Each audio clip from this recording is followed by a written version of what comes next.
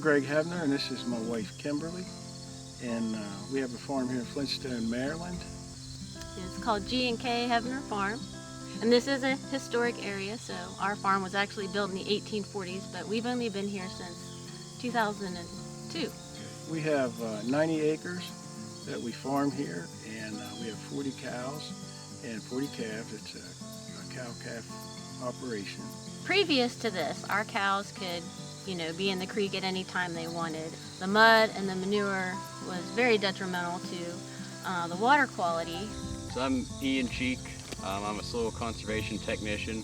One of the planners and myself, we came out and we met with Greg and Kim, and they showed us around and kind of some of the things they wanted to address, and we ended up putting together a project with the Maryland Buffer Initiative.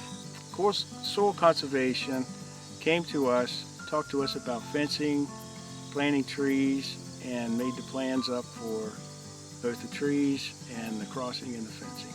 Having a shaded out stream really helps keep the water temperatures down and helps brook trout and stock trout stay in the streams. Even though the trees are yet small, they will grow quickly and really help with the erosion and the runoff, and they will also greatly improve the water quality. Would have a huge health impact for people and animals, and also a very positive impact for the environment.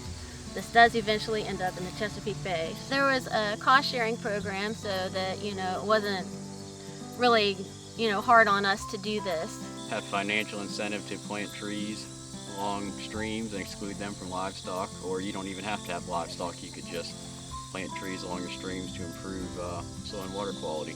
If any farmer or landowner contacts MDA or the Allegany Soil Conservation District, we typically we'll arrange a visit. We'll go out and meet with the landowner, and we'll let them kind of take us around and show them what resource concerns they want to address. If any farmer or landowner wants to implement any conservation practices, just contact your local soil conservation district or the Maryland Department of Agriculture.